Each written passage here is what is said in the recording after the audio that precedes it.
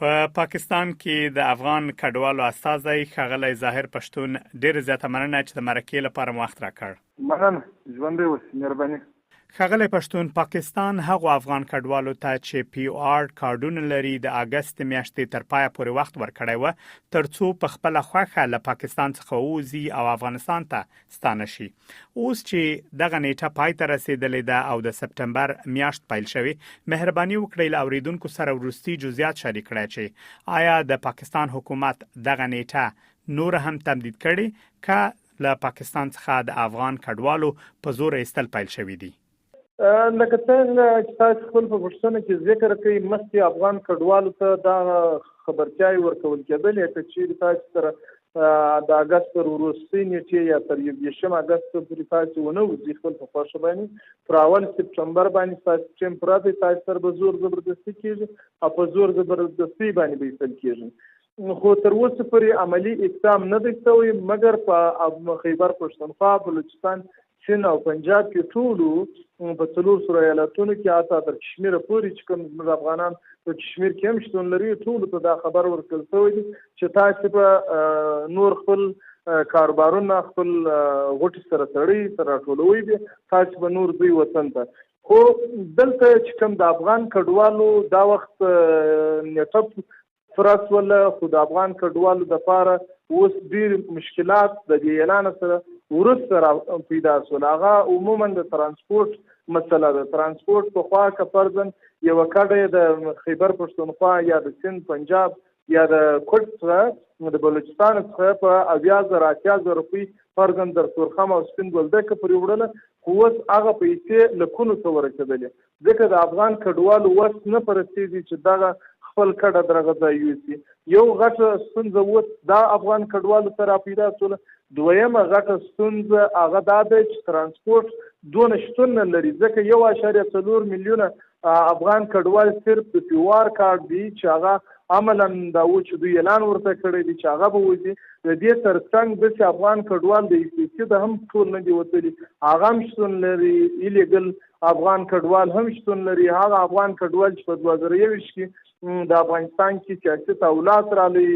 جمهوریت سقوط شو، امارت راغلی، هغه کسان تعداد یې لکونو ته رسېږي، هغه افغان کډوال هم شتون لري. اوس هم فعلا په پاکستان کې زما د معلوماتو پر بنیاد باندې تقریبا 3 میلیونه افغان کډوال دا وخت په پاکستان کې شتون لري. نو یو دا مسله ده. دویمه مسله دا ده چې د افغان کډوالو چې کوم دلته د 40 کالو 45 کالو څخه تر 50 کال پورې دلته دوی اوسېدلي، دلته د دوی کاروبارونه دي، فکسیانې دي، دلته د دوی چکداري دي، کښت کروندې. دا یوه خبره زه تاسو ته کوم چې د پاکستان ټول زراعت دی تقریبا د بلوچستان او خیبر پښتونخوا دا وخت په سلو کې 80% د افغانانو په لاس کې دی. نو دا ټول د افغانانو د ډېر سخت روحي مشکلاتو سره اخته دي. او بل د انحصار د خوا څخه چې کوم پخوا $315 افغان کډوالو ته د فی کس پر سر ورکول کېدل، هغه هم پر ختم کړه، $15 ته ورسېدل. نو افغان کډوال دا وخت د سخت روحي ټینشن سره مخامخ دي، د مالی بحران سره مخامخ دي او د ډېر سخت کړاوونو سره مخامخ دي. او هلته په وطن کې هم د دوی دپاره سہولیات نشته، د دوی دپاره سرپناه نشته، د دوی دپاره هلته پوس ولیدت امکانات نشته، نه دونه کورونه په افغانستان کې په دا 40 ولایتونو کې شته چې دوی ورسي هلته هغه کورونه کې عرضې ته ور واوسېږي، هلته ژمی هم په راتلو باندې. ښاغلی پښتون، ممکن یو شمېر اورېدونکي د POR کارډ لرونکو افغان کډوالو له اصطلاح سره بلد اوسي. غواړم له تاسو څخه واورم که په دې اړه معلومات شریک کړئ چې POR کارډ لرونکي افغان کډوال کومو کډوالو ته وایي او فرق له نورو کډوالو سره په پاکستان کې په څه کې ده؟ د POR کارډ درلودونکي افغان کډوال هغه افغان کډوال دي چې د څو لسیزو څخه دلته میشت وو. دغه پروسه په 2006 کې د حکومت پاکستان او ملګرو ملتونو د عالی سازمان یا یونیچار د خوا څخه پیل شوه چې په دې کې 14,15,000 ښودل کېدله چې دوی ته د POR کارډ ثبت نامې وشو او دوی ته کارډونه ورکړل شوه. دغه کارډونه په دې خاطر ارزښتمن وو چې د دوی سپورټر یا مرستندوی یونیچار او ملګرو ملتونه وو، یعنی دا د پاکستان او ملګرو ملتونو د خوا څخه د قانوني مهاجر عیشت درلودو سره دوی ته دغه د پی او آر کارت ورکړل شوی. ښاغلی پښتون، له پاکستان څخه د پی او آر کارت لرونکو افغان کډوالو له ویستلو سره داسې راپورونه هم خپاره شوي دي چې په خیبر پښتونخوا او بلوچستان کې په پام کې د ترڅو د کډوالو هغه کمپونه هم وتړل شي چې شاوخوا 10 یا 40 کال وړاندې جوړ شوي و. آیا دا راپورونه صحیح دي؟ بالکل، زه خپل په کیم کې اوسېږم. په بلوچستان کې غټ کیم چې دی هغه د سرانان پنډغالي وکوي، زه په دغه کیم کې اوسېږم. موږ دا وخت په پاکستان کې 450 افغان کډوالو کیمپونه لرو چې په 450 کې 2 په بلوچستان کې غیر راجستر اعلان شوي په 2000 کې چې یو ګرځنګل دی، یو ځنګل پرالزي دی، او 250 کیمپونه چې دي هغه آلریډي د انچار د دوی سره مرستندوی وو. نو د حکومتي چارواکو د خوا څخه چې کوم زما معلومات دي د دوی هاور ټارګټ هم دا دی او دا و چې دغه د افغان کډوالو کیمپونه چې کوم په پاکستان کې دي دا به تړي او دغه افغان کډوال په اوله کټګوري کې تنوي. ښاغلی پښتون، اوس کوم افغان کډوال چې په پاکستان کې دي، تاسو ویل چې شاوخوا 3 میلیونه به چې په دې کې پی او آر کارت لرونکي 1.4 میلیونه دي او نور چې د جمهوریت له سقوط وروسته راغلي یا هم هغه کسان چې راجستر نه دي، په ټوله کې غیر له دغه ترانسپورتي مشکل نه چې تاسو ورته اشاره درلوده، افغان کډوال نورې کومې ستونزې لري په پاکستان کې فعلا؟ افغان کډوال یار خدای ته کډوالي لفظ چې دی خپل د ستونزو ته جوړ دی. دلته ما مخکې خو زه تر مخه ماغه جریان په تفصیل سره وړاندې کوي وار در مخه خو بخښنه غواړم. خبره دا ده چې د افغان کډوال چې کوم په پاکستان کې 15 کاله اوسېدلي دي، دلته د افغان کډوالو په ښارو کې باقاعده د دوی کاروبارونه دي، د دوی دلته جایدادونه دي، پراپرټیانې دي، دلته د دوی ټیکهداري دي، د دوی د ژوند مسایل 15 کاله 2 نسله 3 نسله دوی دلته آباد شوي دي. دا اوس که زه یوازې د بلوچستان خبره وکړم، په بلوچستان کې د تجارت غټ مرکز چې دی دا وخت دغه د بړیت مارکیټ ورته وایي. دا بړیت مارکیټ ټوټل د افغانانو څخه جوړ دی، دا ټوټل د افغانانو دی، دا افغانان چلوي. اوس نو که افغانان وځي دغه مارکیټ د دوی پراپرټي که فرضاً دا 3 کروڑه 15 کروڑه یو پراپرټي یو مکان عیشت درلودي یا ارزښت درلودي، هغه نن په دغه 50 لک روپۍ باندې هم نه خرڅېږي. یعنی دا افغانانو ته څومره غټ مالي مشکل دی. دویمه خبره دا ده که فرضاً چې د دوی سرایونه وه، د دوی کورونه وه، هغه کورونه که فرضاً په 200 لکه پاکستاني کالدار جوړ شوي وو یا ارزښت درلودي، هغه نن په 15 لک روپۍ غواړي. یعنی د سرایونه په ښارو کې دي د افغان کډوالو چې هغه فرضاً په خوا په 50 یا په 100 لک روپۍ یا په 80 لک روپۍ ارزښت درلودي، هغه نن په 10 روپۍ هم څوک نه رانیسي. نو دا افغانان ته نه یوازې د تګ ضربه ده بلکې د افغانان ته مالي ضربه هم ورکړل شوه. دویمه خبره دا ده چې د افغانانو زراعت چې دی پوه که په خیبر پښتونخوا کې دی که په بلوچستان کې دی، خصوصا په خیبر پښتونخوا کې د مچیو د شاتو کاروبار ټول د افغانانو په لاس کې دی. یعنی که دوی ځي دا کم د دوی باغداري چې کوم دي یا باغونه دي یا زمینداري دي یا کښت کرونده ده، دا ټول افغانانو د کلو پوه ټیکهداري کړي، اجارهداري یې کړي. اوس هغه که دی ځي په یوه میاشت کې هغه د فصلونه چې حاصل ته رسېدلي یا حاصل فعالیت کې دي هغه اوس دی څه په وکړي. او فرض په کیمپو کې چې کوم افغان کډوال اوسېږي دا په دنیا کې واحد ترینه بېوزله طبقه په کیمپو کې ده. یعنی دلته دا اوس هم یوه ډبه اوبه چې دوی رانیسي د یونیسیار تر سپورټ لاندې په 10 روپۍ پاکستاني کالدارې باندې یوه ډبه اوبه رانیسي، دوی نه ګیس لري، نه بجلي لري، نه د ژوند د یو سهولیات څخه محروم دي. یعنی دا خلک دومره بېوزله دي چې یا په د کراچي په ښار کې پر ډیرانو باندې کاغذونه ټولوي، یا په اوجوش کې کار کوي، یا په بچیانو کې د خښتې بټیانې چې وي په دوی کې د دوی کاروبار دی، یا پر چوک باندې لیبر کار کوي، پوسولې روزانه کوي. دا خوران سره یونیسیار $315 د پیو وار کارت درلودونکو ته که فرضاً دوی چکین کوي یا دوی وطن ته یې کډه وړل د ټیکس پر سر یې ورکول. په دغه سخت حالت کې دا مراعات پر بند شوله. صرف $15 ورکول کېږي. اوس د افغان کډوالو د ترانسپورټ مسله چې ما مخکې درته ذکر کړله، پخوا په 80,000 روپۍ یا په 80,000 روپۍ تله، اوس د خیبر پښتونخوا او اسلام آباد په 15 لکه 4 لکه 7 لکه روپۍ خالص تر عمري کې پورې د دوی کډه وړل کېږي. اوس د بلوچستان د کراچۍ څخه پخوا که په 80,000 روپۍ وړل کېدل، اوس په لکونو باندې په 3 لکه 4 لکه نږدې د چمن د ښار څخه وړي، که د پښین د ضلعې څخه وړي تر دغه انځرګي تر کیمه پورې د دوی څخه اوس په 1,40,000 1,10,000 1.5 لک 2 لک روپۍ اخیستل کېږي. نو افغانان د ډېر سخت یعنې کم مشکل یې درته یاد کړم، نه هلته په کور کې سرپناه شته، نه دونه سرایونه شته چې دوی ورشي پکښې واړي. اوس په یو خوا د ژمي راتلونکی دی، افغان کډوال بالکل د یو غټ بشري ناورین سره مخامخ. ښاغلی پښتون، تاسو په پاکستان کې د افغان کډوالو بیلابیلو ستونزو ته اشاره درلوده. اوس پوښتنه دا ده چې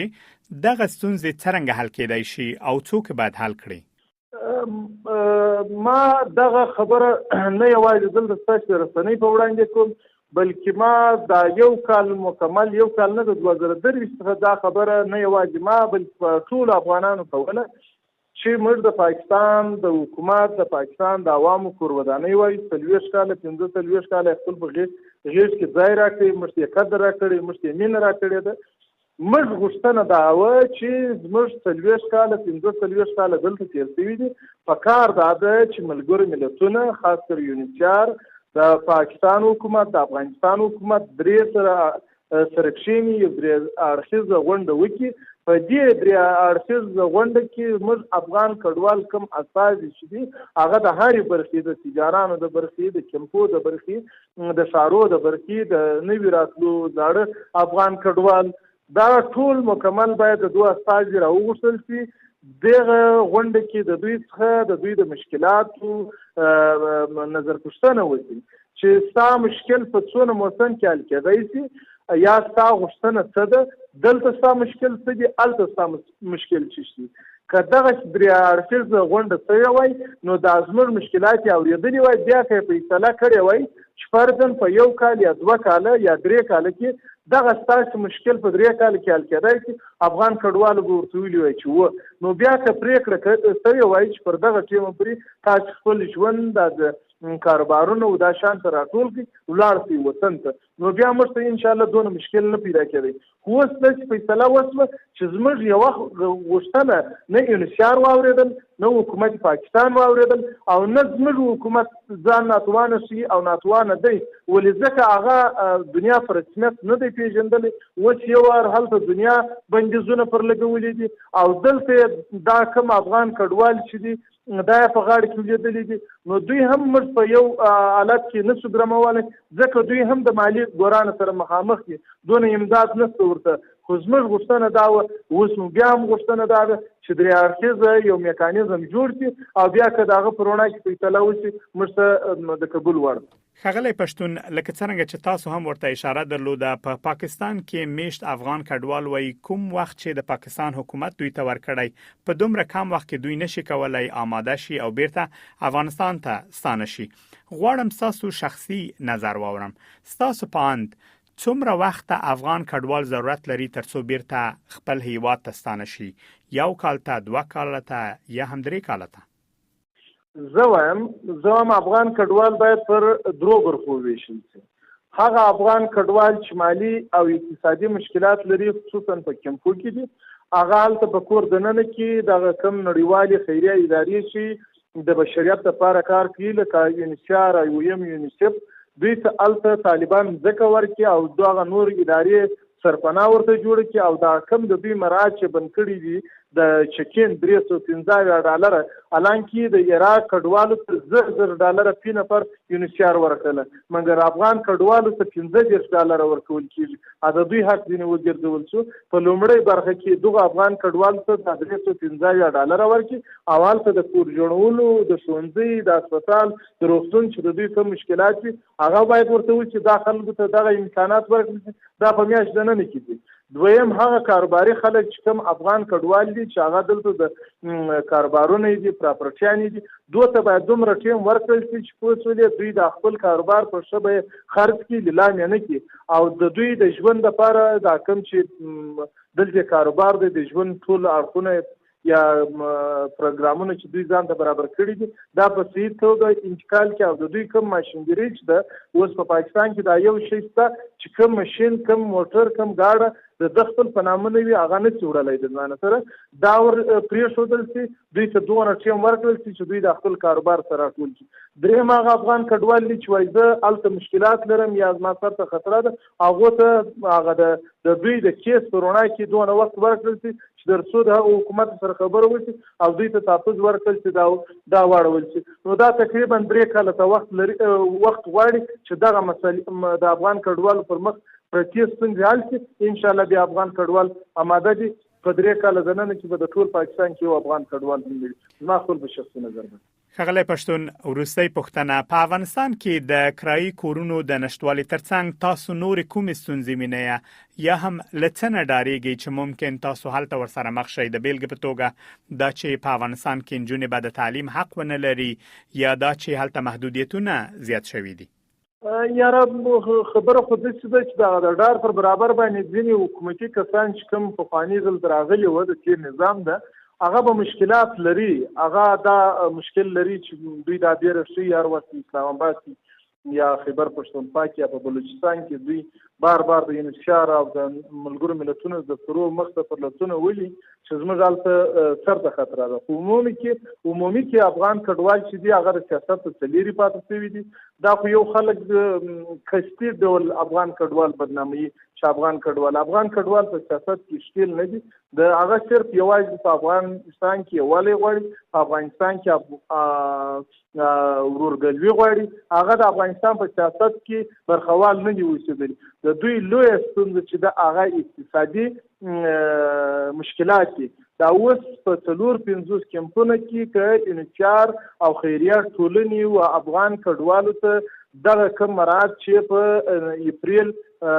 د 10 د اپریل 2025 باندې ځینې بند کړله که دغه مراد ورکړل چې دا زه په ډاډ درته وایم چې د افغان کډوال هم خپل ترانسپورټ مشکل پالوای شي او هم هلته د کور جوړ